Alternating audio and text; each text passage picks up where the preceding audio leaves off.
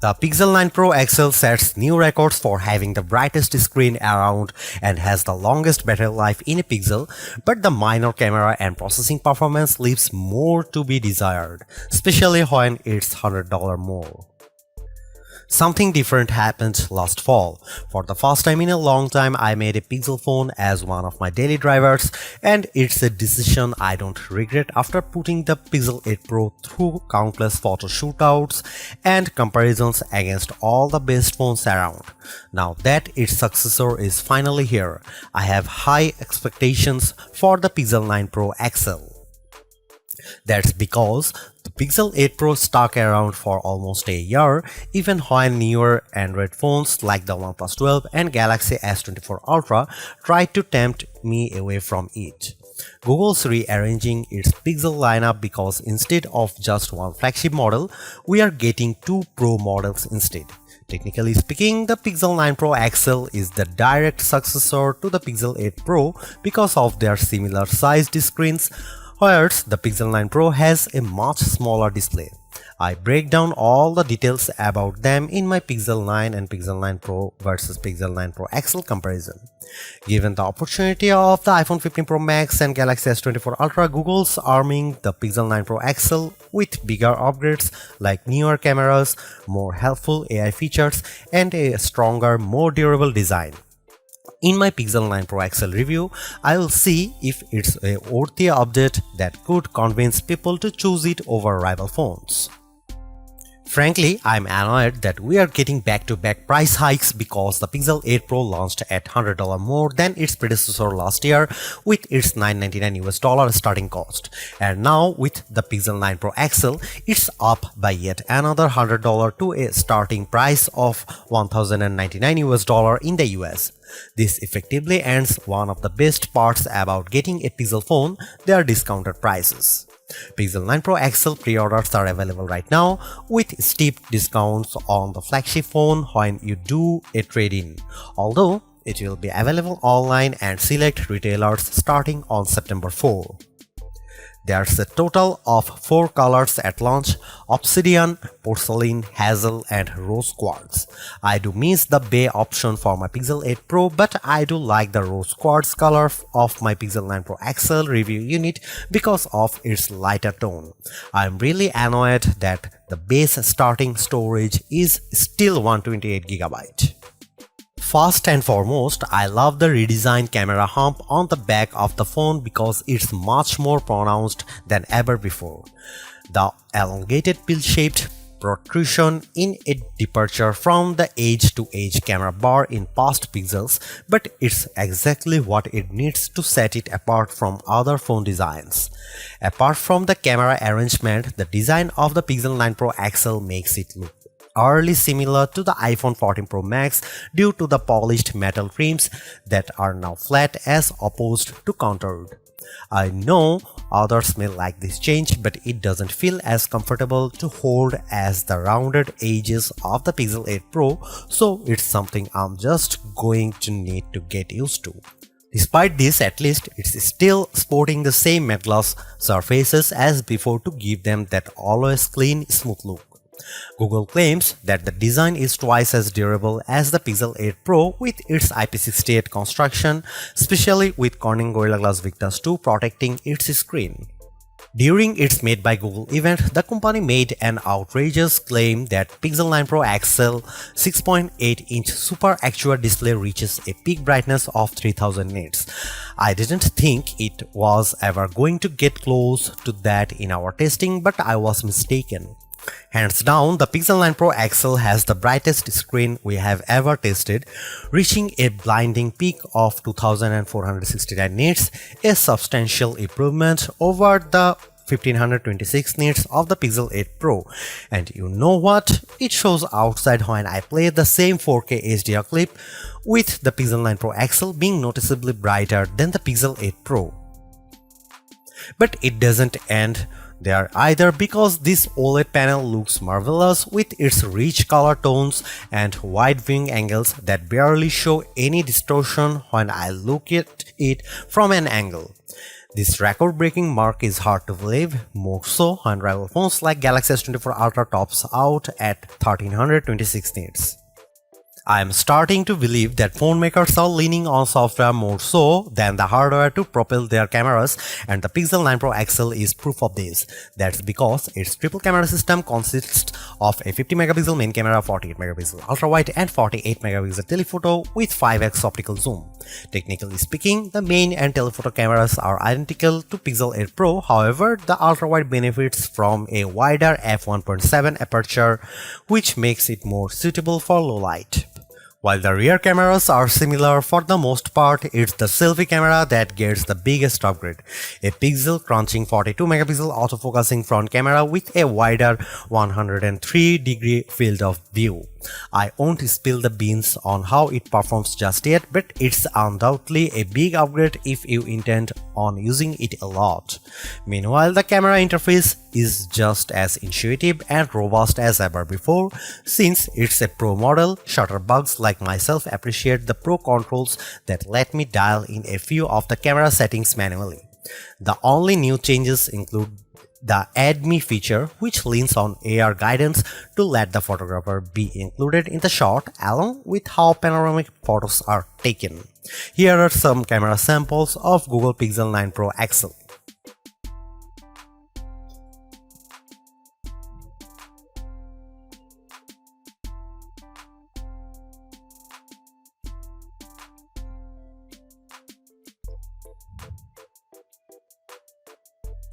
Another reason to choose the Pixel 9 Pro XL is because of its ability to shoot at up to 8K 30 FPS, whereas the previous Pixel 8 Pro caps out at 4K 60 FPS. On one hand, I like the extra utility of 8K recording because it gives me more playing zoom to edit videos by cropping them or adding digital pans or zooms in my video editing software, but you will need a high performance machine to handle them. While there are plenty of shooting modes and settings to adjust with video, like choosing between 24, 30 or 60 FPS, it still lacks full manual controls to get me the look I really want to go after. Here are some video samples of Pixel 9 Pro XL.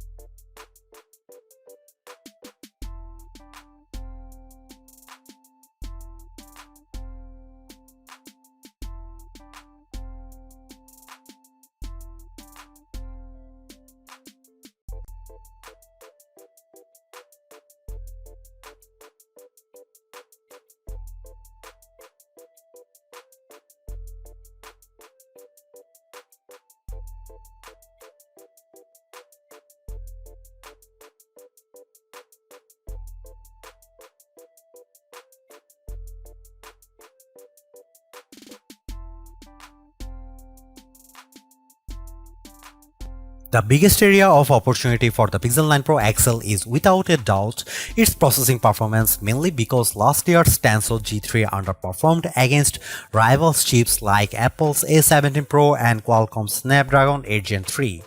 With the Tensor G4 calling the shots, it's an improvement over the Pixel 8 Pro with Geekbench single and multi-core scores averaging at 100, 929 and 4747 respectively. On paper, it beats Pixel 8 Pro's scores of 1699 and 3666, but it trails the performance benchmark results of the iPhone 15 Pro Max and Galaxy S24 Ultra.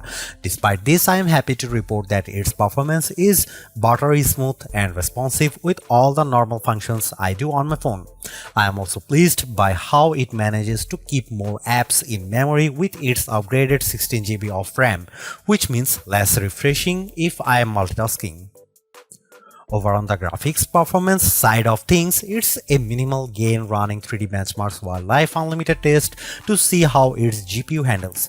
Its 55.63 FPS score in well in line to what I expect out of a flagship device, but it's barely an improvement over the Pixel 8 Pro's 52 FPS score. And compared to the Galaxy S24 Ultra and iPhone 15 Pro Max, the Pixel 9 Pro XL doesn't come close to matching their insane frame rates. But don't let GPU performance tests be the single determining factor, because I loaded up Age of Origins and Modern Comfort without any hitch to either of their performances, even when there's a lot of action happening. The Tensor G4 might not be the speediest piece of silicon on the market, but it's certainly bringing along improved power efficiency. That's because of Pixel 9 Pro XL has 5060 mAh battery, which is marginally better than the Pixel 8 Pro's 5050 mAh1. Given how the Pixel 8 Pro came up short at 10 hours and 3 minutes in our battery benchmark test, I'm impressed that Pixel 9 Pro XL beats it in stunning fashion, clocking at 14 hours and 37 minutes at its longest. This is the kind of leap I want to see in any successive device, so I am delighted that we finally have a Pixel with extraordinary battery life. It has taken years to get here, but it's lasted me easily through a day with little worry. In fact, it hovers around 15% battery life each night right before bedtime. Battery life is a key area people look at when buying a phone, so it's long overdue that a Pixel can finally keep up with the competition. On the flip side, the Pixel 9 Pro XL also gets a boost with faster 37W wire charging, which is slightly off from Pixel 8 Pro's 30W charging. This results in getting 63% charged when in 30 minutes of charging, while the Pixel 8 Pro got to 59%. However, wireless charging is still capped at 15W with the use of a second-gen Pixel stand and a slightly slower 12W speed with QI wireless charging. Usually, Pixel devices launch with latest version of Android, but Google's choosing to launch the new Pixel 9 lineup with Android 14 as opposed to Android 15. I know there are people who are on the fence about this decision, but I'm not. Yes, there are certainly new features that accompany Android 15, but the new exclusive Pixel features are enough to tide me over. Of course, AI features play a huge part in Google's phones, and the Pixel 9 Pro XL is no exception. While it doesn't gain as many features as what the Pixel 8 Pro introduced, I do like how the majority of them have a practical purpose. Here's all the new AI feature. First of all, Google Gemini is the virtual assistant that handles everything on the phone, from asking it to create a list of places to visit on your vacation to controlling your favorite smart home devices. What's even better is that I can access Gemini Live by pressing on the corresponding button in the Gemini app. What I am impressed most about Gemini Live is the assistant's ability to handle natural conversation, like when I ask a follow-up question while it's speaking. It's even better that it sounds like I am having a conversation with an actual person.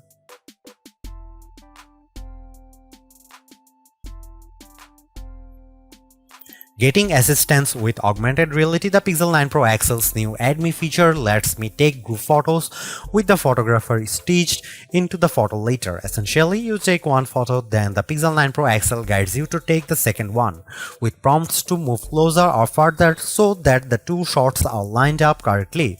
Once the second photo is snapped, it then merges the two with help from AI to produce the final photo. I will admit that it works flawlessly in the photos above that I used to magically add me.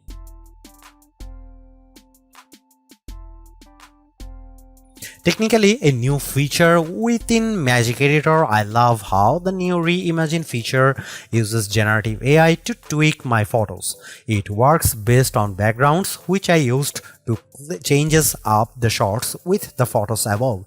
By writing down my request in a text box, I am surprised by how it generates the new set of images in less than 4 seconds. While it does accurately produces what I want, it can still occasionally mess up, but it works nicely for the most part.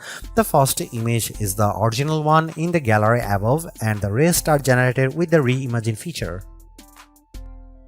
Pixel Studio uses a text box to generate new images and sketches based on my description. I asked it to make an image with black cats fighting against Teenage Mutant Ninja Turtles on the bench, and I am astonished by what it produces. Yeah, I get a good chuckle from all of them, but it was super quick at generating the images. No other phone currently offers anything similar to this out of the box, so it's a tool I can see myself using. Call screen has been one of my favorite AI features, with the Pixel 8 Pro allowing Google Assistant to take phone calls on my behalf. But the Pixel 9 Pro XL gains the added convenience of call notes. Essentially, it records your phone calls and then creates a summary about it, which is swell if your short-term memory isn't that great. I find it useful because I'm not forced to jot down notes while trying to comprehend the nature of the call. Not only do I get the transcription, but I also like how it intelligently summarizes the call. Clearly, there are improvements with the Pixel 9 Pro XL. Apart from its brighter display and longer battery life, everything else about the Pixel 9 Pro XL feels like its modest upgrade at best, which is made tougher due to its $100 price increase. While the new AI features are helpful, I was hoping for bigger improvements around its camera and processing performance. Given that the Pixel 9 Pro has the same exact camera arrangement as this, there isn't much justification on picking the Pixel 9 Pro XL for photography. And compared to its direct rivals, the Galaxy S24 Ultra and iPhone 15 Pro Max, they definitely cost more but have better performance overall.